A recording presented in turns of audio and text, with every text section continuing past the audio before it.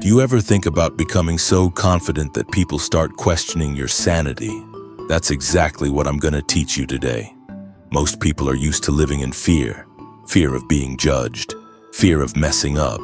Fear of looking weird in front of others. That's their default. They overthink before speaking, hesitate before acting, and spend their time trying to fit into what others expect from them. When someone shows up who says what's on their mind, acts without second guessing, and isn't constantly looking for approval, that feels strange, because it's completely outside what they're used to. When something breaks the pattern, the brain looks for an explanation, because it needs to make sense of what's happening. The easiest way it does that is by labeling it, telling itself you're overdoing it, that something's off about you, that it's not normal. And that's where the idea of crazy comes in.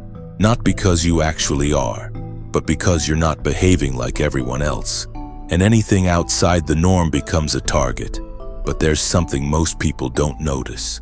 When someone sees you acting freely, without fear, without holding back, it creates discomfort. Because deep down, it reminds them of everything they don't do, the fears they avoid facing, the things they want to say but don't, the actions they wish they'd take but never do. That's why they react like that. It's not about you. It's about what you represent. You become a mirror, and not everyone likes what they see. So instead of admitting that, they simplify it. They label you as weird, excessive, even insane, because that's easier than facing their own limits. But the truth is simple. You're not overdoing it. You're not out of control. You just stopped living in fear. When you do that, you automatically step outside predictable behavior, and anything unpredictable gets questioned. That's why real confidence, at a higher level, almost always looks like insanity to someone still trapped in their own mind. But if that's true, then why haven't you reached that level yet? Deep down, you already know what to do, what to say, how to act, and who you'd be in different situations. But in the moment, you hold yourself back. Not because you can't, but because you start overthinking. You think about how you'll be seen, what people might think, and whether you'll come across as weird. This is where everything starts to fall apart, because you stop acting based on what you want and start acting based on what others might think.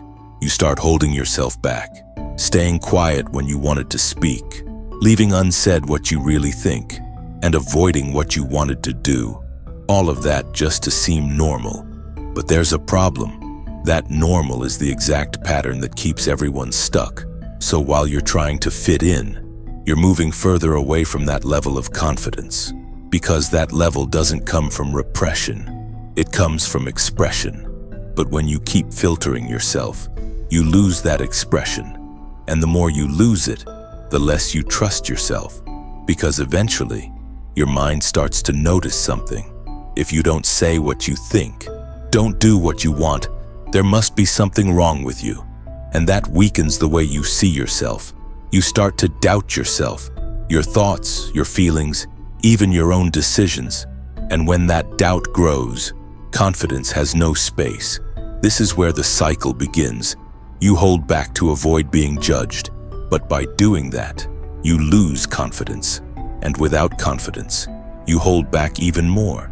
The more this cycle repeats, the further you get from that level where people start to question you, not because you can't get there, but because you're constantly reshaping yourself to fit into a pattern that was never made for you. As long as you keep adjusting yourself like that, you'll never seem different. And if you don't seem different, you'll never reach that level of confidence. That makes people question your sanity. So how do you actually get there? You might think you need to wait until you feel ready, or wait for the perfect moment. But that's not how it works. Because in the end, what's holding you back isn't a lack of preparation. It's how much you keep holding yourself in. That's exactly what separates the insecure from the confident. An insecure person, before doing anything, thinks about what other people will think. A confident person focuses on what they want to do and just does it. That's the difference. It might feel far from your reality, But you don't need to change everything at once. You can start small, by saying what you actually think, even if it feels a bit off, taking actions you'd normally avoid because of what others might think, putting yourself in situations that require you to act.